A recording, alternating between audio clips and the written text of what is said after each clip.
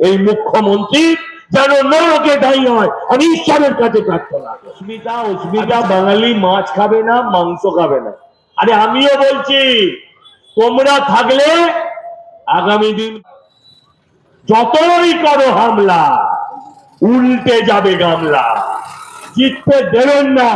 Vote এমন ভাবে দেবেন, বিজয় উৎসব যেন পশ্চিমবঙ্গে হয়। ভোট এমন ভাবে দেবেন না যাতে বিজয় উৎসব বাংলাদেশে হয়। শুধু এটাই আবেদন আপনাদের। এই রাজ্যটাকে এই শনির হাত থেকে বাঁচান আপনাদের কাছে।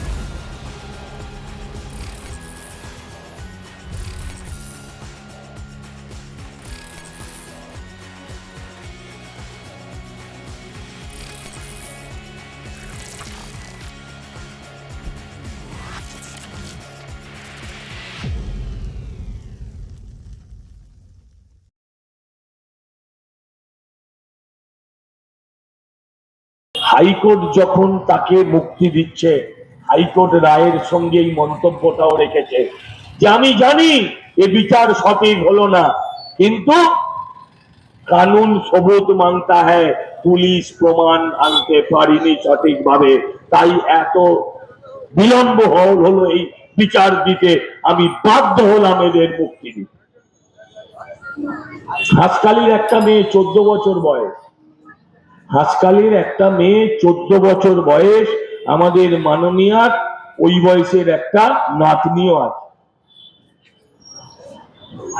তৃণমূলের নেতার ছেলে তার বাড়িতে জন্মদিনের নেমন্তন্ন খাওয়াবে বলে 14 দিনের মেয়েটাকে নিয়ে গেল, নিয়ে গিয়ে ধর্ষণ করলো। স্বাভাবিকভাবে মেয়েটা গণধর্ষণ করলো, স্বাভাবিকভাবে মেয়েটা অসুস্থ হলো, তাকে বাড়িতে পৌঁছে দিয়ে গেল অপরাধীরা। খানিকক্ষণ বাদে জানতে পারলো সম্ভবত মেয়েটা মারা গেছে। সরাসরি বাড়িতে ঢুকলো, ডেড বডি হোক, অজ্ঞান হয়ে যাওয়া হোক, অচেতন হয়ে যাওয়া হোক, সেই দেহটাকে তুললো, শ্মশানে নিয়ে গেল, পুড়িয়ে দেওয়া হলো। No death certificate, no postmortem, no FIR, no burning certificate, সরাসরি পুড়িয়ে দিল। অত্যন্ত যন্ত্রণার, দুঃখের। তার পরের দিনের ঘটনাটা আরো। পরের দিন মুখ্যমন্ত্রী টিভির সামনে, ক্যামেরার সামনে দাঁড়িয়ে বলছেন, যেরকম একটা ঘটনা ঘটেছে, আমাদের দেখতে হবে মেয়েটা প্রেগনেন্ট ছিল। 14 বছরের মেয়ে, আমি জানি না বায়োলজিক্যালি 14 বছরের মেয়ে প্রেগনেন্ট হয় কিনা, প্রেগনেন্ট নয়, প্রেগনেন্ট, লাভ অ্যাফেয়ার ছিল কিনা। মুখ্যমন্ত্রী এইগুলো উক্তি নয়, এগুলো বাণী, মনে রাখার মতন।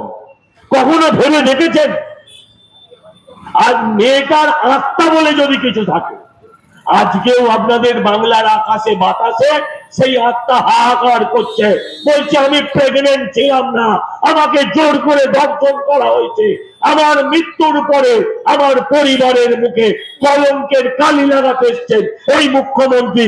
দয়া করে এদের ছাড়বেন না, ছাড়বেন না এবং ছাড়বেন না। আমি ঈশ্বরের কাছে ডাকি, যদি স্বর্গ নরক বলে কিছু থেকে থাকে, এই মুখ্যমন্ত্রীর যেন নরকে ঠাঁই হয়, এই মুখ্যমন্ত্রী যেন নরকে ঠাঁই হয়, আমি ঈশ্বরের কাছে প্রার্থনা করি।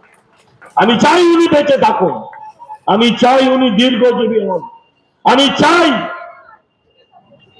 উনি দেখুন ওনার পাপের শাস্তিটাকে ভোগ করুন। কিন্তু যারা 14 বছরের মেয়েটা ধর্ষণ হলে, মেরে ফেললে, পুড়িয়ে দিলে, যিনি বলেন প্রেগনেন্ট ছিল, তার ক্ষমা নেই, তার কোনো ক্ষমা নেই। কত কথা বলবো, কতগুলো ঘটনা শোনাবো। অভয়ার মায়ের হাতে 10 লাখ টাকা গুঁজে দিতে গেছিলেন, বলেছিলেন না আমরা তো ওর জন্য এইটুকু করতেই পারি। এই রাজ্যটাকে এই শনির হাত থেকে বাঁচান আপনাদের কাছে এই আবেদন করতে এসছে। এই রাজ্যে মেয়েদের নিরাপত্তা নেই, ছেলেদের চাকরি নেই, শিশুদের জন্য স্কুল নেই, বৃদ্ধদের জন্য একটা হাসপাতালও নেই, যেখানে গেলে আপনি নিশ্চিন্তে চিকিৎসা পাবেন। মানুষ নিশ্চিন্তে চিকিৎসা পেতে হাসপাতালে যাচ্ছে না, মানুষ হাসপাতালে যায় গিয়ে একটু যাতে নিশ্চিন্তে মরতে পারি, ডেথ সার্টিফিকেটটা পেতে যাতে অসুবিধা না। সুপার স্পেশালিটি হয়ে গেল তো সাগর দত্ত, যান না গিয়ে একবার ঘুরে আসুন না মা। সুপার স্পেশালিটি হয়ে গেছে সাগর দত্ত নিউরোলজি ডিপার্টমেন্ট নেই, একটা এমআরআই মেশিন নেই। পাড়ায় পাড়ায় জেরক্স সেন্টারের মতন এখন এমআরআই সেন্টার হয়ে গেছে, সরকারি হাসপাতালে এমআরআই নেই, সেটা নাকি সুপার স্পেশালিটি হসপিটাল। আমাদের বরানগরে স্টেট জেনারেল হাসপাতাল, একবার ঘুরে আসুন না। আমার কথায় বিশ্বাস করবেন না, আমার কথায় ভোট দেবেন না, নিজেরা একবার ঘুরে আসুন, দেখে আসুন যে আপনার ভবিষ্যৎটা কি। এই রাজ্য মুখ্যমন্ত্রী আমাদের জন্য কি দিয়েছে? স্বাস্থ্যসাথী কার্ড। আমি বলি স্বাস্থ্যসাথী কার্ড বুকে ঝুলিয়ে তাবিজ বানিয়ে ঘুরবেন, তাহলেই আর কোনো অসুখ বিসুখ আপনাদের হবে না। এই রাজ্যের এই অবস্থা। আমি শুধু আপনাদের কাছে আবেদন করছি, আমি শুধু আপনাদের কাছে প্রার্থনা করছি, 50টা বছর আমরা শুধু কেন্দ্রের সাথে লড়ে গেছি। 50 বছর সিপিএম এর জামানায় কেন্দ্রে কংগ্রেসের সরকার, রাজ্যে সিপিএম, কেন্দ্রীয় বিরোধিতা, অন্ধ কেন্দ্র বিরোধিতা। আর এই জামানায় মোদী বিরোধিতা করতে করতে তারা কেন্দ্র বিরোধিতায় নেমে পড়েছে। আয়ুষ্মান বলে একটা কেন্দ্রীয় কার্ড আছে, কেন্দ্রীয় সরকার, তাতে কি হয়? তাতে আপনি ওই কার্ডটা নিয়ে ভারতবর্ষের যে কোনো 5 স্টার হসপিটালে, প্রাইভেট, সেখানে আপনি 6 লক্ষ টাকা অব্দি চিকিৎসা পেতেন। এই রাজ্যে সেই কার্ডটাকে ঢুকতে দিল না, কারণ আপনি যদি চিকিৎসা পেয়ে যান, আপনি যদি সুস্থ হয়ে যান ওই কার্ড দিয়ে, তারপরে তো আপনি ভাববেন যে মোদিজি আমায় বাঁচিয়ে দিল, তাহলে মোদিজিকেই সবাই চলে যায়। কখনো ভেবেছেন? অনেক রাজ্য আছে যে রাজ্যে আজও বিজেপির সরকার নেই, সেই রাজ্যগুলো কেউ আটকায়নি। সমস্ত রাজ্য কেন্দ্র যৌথভাবে এগিয়েছে উন্নয়নের ক্ষেত্রে, বিকাশের ক্ষেত্রে কেন্দ্র রাজ্য যৌথভাবে কাজ করেছে। কিন্তু আমার রাজ্যে কিষাণ নিধি বলে একটা, কৃষকদের আর্থিক সহায়তা, বোধহয় বছরে, আমার সংখ্যাটা ভুল হতে পারে, 6,000 টাকা বছরে। এই রাজ্যে সরকার ঢুকতে দেয়নি। আপনারা নেটে মারুন, আপনারা মোবাইল থেকে মারুন, লিখুন ই শ্রম কার্ড, আপনারা দেখতে পাবেন সারা ভারতবর্ষের মানুষ এই ব্যবস্থার মধ্যে দিয়ে ঘরে বসে মোবাইল থেকে, কম্পিউটার থেকে তারা 3 থেকে 25,000 টাকা রোজগার করতে পারে। আমার রাজ্যে চালু হয়নি। বিশ্বকর্মা যোজনা আমার রাজ্যে চালু হয়নি, যেখানে আপনাকে প্রথমে ট্রেনিং দেবে। আপনি ধরুন ইলেকট্রিক মিস্ত্রি হতে চান, আপনাকে একটা ট্রেনিং কোর্স করাবে, সেই ট্রেনিং কোর্সে আপনি হাজির হলে তার থেকে আপনি টাকা পাবেন, তারপর তার মানে হাজিরার জন্য টাকা পাবেন। ট্রেনিং কমপ্লিট হলে আপনাকে 25,000 টাকা, যে ইলেকট্রিক মিস্ত্রি তার প্লাস দরকার, তার টেস্টার দরকার, তার বিভিন্ন সরঞ্জাম দরকার, 25,000 টাকা মূল্যের একটা কিট দেবে। তারপর তাকে 75,000 টাকা ব্যাংক থেকে লোন দেবে উইদাউট এনি সিকিউরিটি। এ রাজ্যে ঢুকতে দেওয়া হয়। কেন ঢুকতে দেওয়া হয়নি? যে ওগুলোতে কেন্দ্রীয় সরকার, মোদিজির নাম, মোদিজির ছবি আছে। আপনারা দেখেছেন এই বরানগরে প্রচুর বাড়ি আছে, কেন্দ্রীয় আবাস, প্রধানমন্ত্রী আবাস যোজনাকে বাংলার গৃহ আবাস যোজনা বলে চালিয়ে দিয়েছে। তারপর কেন্দ্রীয় সরকারের চাপ হোক, ঠাপ হোক, যাই হোক না কেন, সেটা খাবার পর তারা এখন আবার লিখতে শুরু করেছে প্রধানমন্ত্রী আবাস যোজনা। আপনারা কখনো ভেবেছেন প্রধানমন্ত্রী শৌচালয়ের জন্য 15,000 টাকা পাঠিয়েছে, পায়খানা সেটাও এরা কে নিয়েছে, 5,000 করে সেখান থেকেও নিয়েছে। এরা প্রধানমন্ত্রী পাঠানো সাধারণ মানুষের জন্য পায়খানা সেটাও খেয়েছে। হ্যাঁ, এই হচ্ছে এই রাজ্যের অবস্থা। এই যে আবাস যোজনার বাড়িগুলো, অনেক বাড়ির গায়ে দেখবেন লেখা আছে প্রধানমন্ত্রী আবাস যোজনা। আপনি সেই বাড়ির মালিককে ডেকে জিজ্ঞাসা করুন, 25,000 টাকা করে প্রত্যেক বাড়ি থেকে এরা কাটমানি নিয়েছে। যারা মোদীকে সকাল থেকে বিকেল অব্দি গাল দিচ্ছে যে মোদীর প্রকল্প পশ্চিমবঙ্গে চলবে না, আমি তাদের উদ্দেশ্যে বলতে চাই, আরে ভাই, কোভিড এর সময় তোমাদের পিসি যখন গোল গোল দাগ কাটছিল, তখন মোদীজি বিজ্ঞানীদের সঙ্গে কথা বলছিলেন, আলোচনা করছিলেন কিভাবে ভ্যাকসিন বানানো যায়। তোমরা যারা সকালে উঠে দাঁত না মেজে মোদীকে গালাগাল না দিয়ে তোমরা মুখে জলস্পর্শ করো না, তোমাদের প্রত্যেকের শরীরে মোদীজির ভ্যাকসিন ঘুরছে।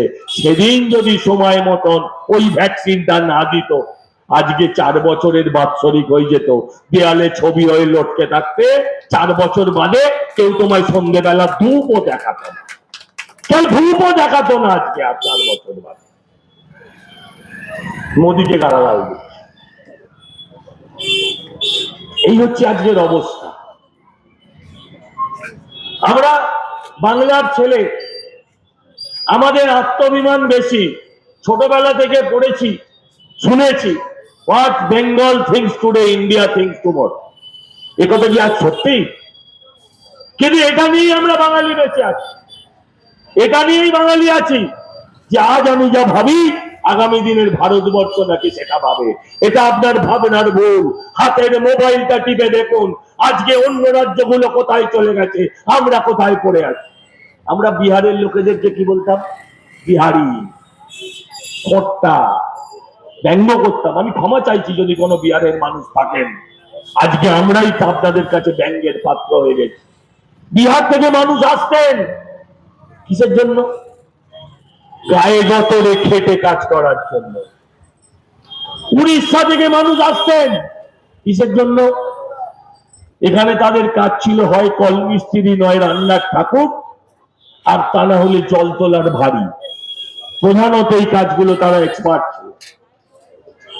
আজকে আমাদের ছেলেরা পড়তে যাচ্ছে উড়িষ্যায়, চাকরি করছে উড়িষ্যায়, চিকিৎসা করছে উড়িষ্যায়, আর ভোট দেবো আমরা মমতা ব্যানার্জিকে। এটা হতে পারে না, পারে না এবং পারে না।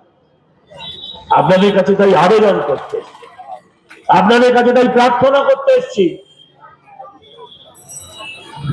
বাংলার অস্মিতা, অস্মিতা বাঙালি মাছ খাবে না, মাংস খাবে না। আরে আমিও বলছি, তোমরা থাকলে আগামী দিন বাঙালি ছবিতে দেখবে আর নুন ভাত খাবে। এই অবস্থা হচ্ছে। 1,500 টাকার লক্ষ্মী ভান্ডারে মাছ মাংস খাওয়া যায়? 1,500 টাকার যুব ভাতাতে মাছ মাংস স্বপ্নে দেখা যায়? যে রাজ্যের শিল্প চপ, যে রাজ্যের শিল্প ঘুগনি, সেই রাজ্যে মাছ মাংসর কথা চিন্তা করাটাও পাপ। যে সরকার কাজ করে সে সব বলে না, সেই সব বলে না, মানুষকে ভুল বোঝাতে চায় না। কিন্তু যারা কাজ করে না তারা এসব মানুষকে ভুল বোঝায়।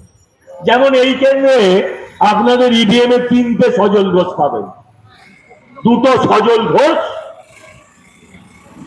আর একটা হচ্ছে সজল কুমার ঘোষ। জানে আমি 1.5 বছর ধরে কোনো কাজ করিনি, শুধু কাফিলা নিয়ে ঘুরেছি, কনভয়। একটা এমএলএ সে 3খানা গাড়ি, 3 গাড়ি পুলিশ নিয়ে সঙ্গে করে ঘুরেছে এলাকার মধ্যে। লজ্জা করা উচিত। আপনি যদি কাজ করতেন আপনাকে 2টো জালি সজল ঘোষ আনতে হতো না। আমি শুধু আপনাদের কাছে আবেদন করছি, আমি শুধু আপনাদের কাছে প্রার্থনা করছি। যেমন একটা বিজ্ঞাপন বলে না, ছবি ও সই দেখে নেবেন, সেরকম আপনাদের কাছে আবেদন করছি। ওরা সততার আশ্রয় নিয়ে আপনার ভোটটাকে ভাগ করে দিতে চায়। ওদের যোগ্যতা নেই, যোগ্যতা বলে ওরা জিতে আসবে সে ক্ষমতা ওদের নেই। তাই আপনারা নজর রাখবেন, ছবি ও সই দেখে নেবেন, ছবি এবং প্রতীক দেখে তবে বোতাম টিপবেন। আর আবেদন করে শেষ করব, আবেদন করব, একটা প্রার্থনা করব। এখানকার এই বরানগর কামারহাটিতে এইখানে এখনো অনেক বরানগরে এবং এই কামারহাটি অঞ্চলে বামপন্থী মানুষ বাস করেন, এখনো আছেন। আজকে যারা বামপন্থায় বিশ্বাস করেন, আমার চোখে তারা প্রকৃত সর্বহারা। কারণ গত 10 বছর ধরে তারা শূন্য, এর আগে তারা সর্বসম্পন্ন ছিলেন। আজও যারা করেন তারপরেও বামপন্থী সংগঠনে আছেন, আমি তাদের তাই সম্মান করি। তাদের মত, তাদের পথ নিয়ে আমার বক্তব্য থাকতে পারে, কিন্তু তারা ভুল হোক ঠিক হোক, তারা একটা আদর্শে অবিচল আছে, সত্যকে অস্বীকার করার কোনো জায়গা। আমি শুধু তাদের কাছে আবেদন করব, ভোট এমন ভাবে দেবেন, ভোট এমন ভাবে দেবেন বিজয় উৎসব যেন পশ্চিমবঙ্গে হয়। ভোট এমন ভাবে দেবেন না যাতে বিজয় উৎসব বাংলাদেশে হয়। শুধু এটাই আবেদন আপনাদের। এমন ভোট দেবেন না যাতে বিজয় উৎসব বাংলাদেশে বা পাকিস্তানে। আপনাদের কাছে এই আবেদনটুকু করতে চাই। আপনারা জিততে পারবেন না, এটা অতি বড় বাম যারা আছেন এখানকার তারা সবাই জানে, কিন্তু আপনারা এটাও জানেন আপনাদের কাছে যে ভোট আছে সেই ভোট সিদ্ধান্ত নেবে আগামীবার 4 তারিখে কে যাবে বিধানসভা। এটা আমি অস্বীকার করি না। গতবার এখান থেকে নির্বাচনে আমি এবং শিলভদ্র দত্ত লোকসভায় দুজনেই পরাজিত হয়েছিলাম। তৃণমূলীদের শুধু ভোট চুরির কারণে নয়, বিরোধী ভোট কাটাকাটি হয়ে ভাগ হয়ে যাওয়ার জন্য। তাই যারা এখনো পাড়ায় পাড়ায় কাস্তে হাতুড়ি আঁকছেন, যারা এখনো বাম প্রার্থীর এই মিথ্যে ছবিটাকে দেয়ালে লাগাচ্ছেন, মিথ্যে জেনেও যারা লাগাচ্ছেন, তাদের কাছে আমি আবেদন করব যে এবারে আপনারা একটা বার তৃণমূলকে হারাতে, আপনার ভালো নাও লাগতে পারে, স্বাভাবিক, অন্য দলকে বলছি, কিন্তু মনে রাখবেন সময়ের দাবি মানুষকে স্বীকার করতে হয়। সময়ের দাবি মেনে সিপিএম আর কংগ্রেস একই। সোনিয়া গান্ধীর কষ্ট হয়নি, রাহুল গান্ধীর কষ্ট হয়নি, হলেও মেনে নিতে হয়েছে। যারা তার শাশুড়িকে কিংবা ঠাকুমাকে একটা সময় দেয়ালে দেয়ালে ইন্দিরা গান্ধীকে রাক্ষসী করে এঁকেছিল, ভুলে গেছে বাংলা, রাক্ষসী হিসেবে এঁকেছিল। যারা রাজীব গান্ধীর নাকটাকে লম্বা করে কামানের বোফোর্সের নল বানিয়েছিল, সেই রাহুল গান্ধীও সময়ের দাবি মেনে সিপিএম এর সঙ্গে হাত মিলিয়েছিলেন। সময়ের দাবি মেনে ভোট এলেই আপনাদের এখানকার কমরেডদের যার কথা মনে পড়ে, সেই জ্যোতিবাবুর ছবি আপনারা লাগান। তিনি এখান থেকে 5 বার বিধায়ক ছিলেন, আপনাদের প্রবাদ প্রতিম নেতা। আপনারা যারা পাড়ার কমরেড, তাদের প্রপিতামহ সেই জ্যোতিবাবু ধর্মতলার ময়দানে শহীদ মিনারের নিচে অটল বিহারী বাজপেয়ীজির হাত ধরার সময় একবারও ভাবেননি যে আমি সাম্প্রদায়িকতার হাত ধরবো না। তিনি জানতেন এটা সময়ের দাবি। তাই আপনাদেরও বলছি, একবার বিজেপিকে বোতাম টিপতে আপনার হাত কাঁপার কথা নয়, কারণ আপনাদের পরম পূজনীয় জ্যোতিবাবুরও হাত কাঁপেনি অটল বিহারী বাজপেয়ীজির হাত ধরতে। আপনাদের এতটুকু কষ্ট হয়নি যে ইন্দিরা গান্ধীকে রাক্ষসী বলেছিলেন, যে রাজীব গান্ধীকে বোফোর্সের দালাল বলেছিলেন, তার সঙ্গে হাতে হাত মিলিয়ে চলতে। সময়ের দাবি মেনে আপনারা তৃণমূলকে তাড়ান। আমি বিশ্বাস করি পাড়া যারা সিপিএম করে তারা প্রত্যেকে তৃণমূল বিরোধী, কিন্তু ওদের সুজন বাবু যিনি এখান থেকে প্রার্থী হয়েছিলেন, তন্ময়দার আমি ধরছি বিলম্বিত বোধোদয় হয়েছে, নিজেই বলে দিয়েছেন আমি ছিলাম বলে, আমরা দাঁড়িয়েছিলাম বলে তৃণমূল জিতে। কিন্তু সুজন বাবুকে জিজ্ঞাসা করুন যে সুজন বাবু আপনার প্রধান প্রতিপক্ষকে, আমি একটু সুজন বাবুর মতন বলার চেষ্টা করছি, কেউ মনে করবেন না ব্যাঙাচ্ছি, তিনি বলবেন সর্বভারতীয় ক্ষেত্রে আমাদের প্রধান প্রতিপক্ষ ভারতীয় জনতা পার্টি, আর পাড়ায় মানে পশ্চিমবঙ্গে তৃণমূল, মানে অশ্বত্থামা হত ইত গজ।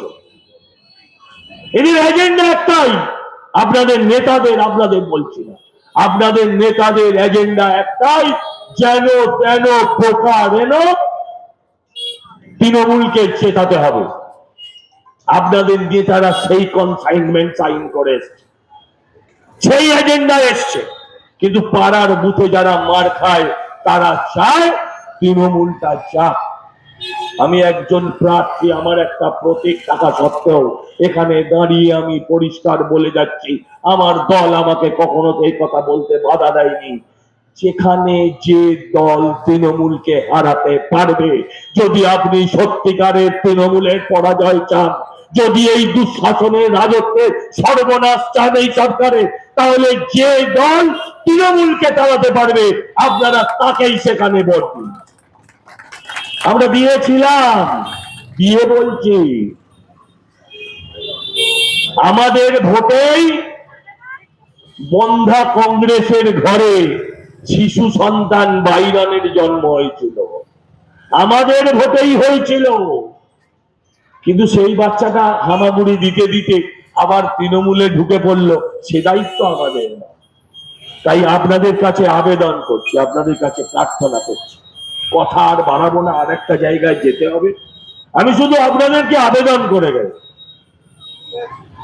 আপনারা বরানগর মানুষ, আপনারা কিন্তু আজ থেকে 10-12 দিন আগে বরানগর বাসী ছিলেন, এখন কিন্তু আপনারা আর বরানগর বাসী নয়, জানেন তো, জানেন তো, এখন আপনারা হলেন গামলাবাসী। আমি আপনাদের কাছে আবেদন করতে চাই, একটা স্লোগান উঠুক পাড়ায় পাড়ায়, যতই করো হামলা উল্টে যাবে গামলা, জিততে দেবেন না, জিততে দেবেন না, তাদেরকে জেতান যে আপনার জন্য কাজ করবে। আমি একটা 24 ঘন্টা রাজনীতি করা ছেলে, আমি কোনো সেলিব্রিটি নয়, আমার লাল চুল নেই, আমি ওই রকম ভাবে খালি জিপের মধ্যে দিয়ে এক হাতে পতাকা আর এক হাতে ব্যক্তি দেখাতে যাই না, আমি পতাকাটাকে বুকে করে ধরে চলা ছেলে। আমরা রিল করা নেতা নয়, আমরা রিল করা নেতা নয়, আমরা রিয়েল মাটির কর্মী। একটাবার সুযোগ দিন, সূর্যের তাপ আমাদের কাছে ছায়া হয়ে দাঁড়াবে, মানুষের কাজ করতে আমরা রাস্তায় থাকবো, কারণ আমি জানি আবার সামনেবার যখন আমাকে নির্বাচনে দাঁড়াতে হবে, তখন মানুষ প্রশ্ন করবে বাবা 5 বছরে কি করেছো। তাই একবার সুযোগ দিন, ভোট আপনার জীবনের প্রয়োজনে, ভোট আপনার সমাজের প্রয়োজনে, ভোট আপনার নগর জীবনের স্বার্থে, ভোট কোনো ভিক্ষে নয়, ভোট হচ্ছে ঋণ, ধার। এই ধার যদি শোধ করি তাহলে ব্যাংক যেমন আবার লোন দেয়, আপনারাও আমাকে আবার ভোট দেবেন।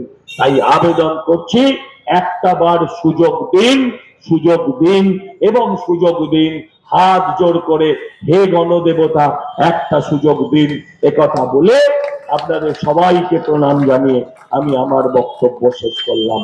জয় হিন্দ, বন্দে মাতরম।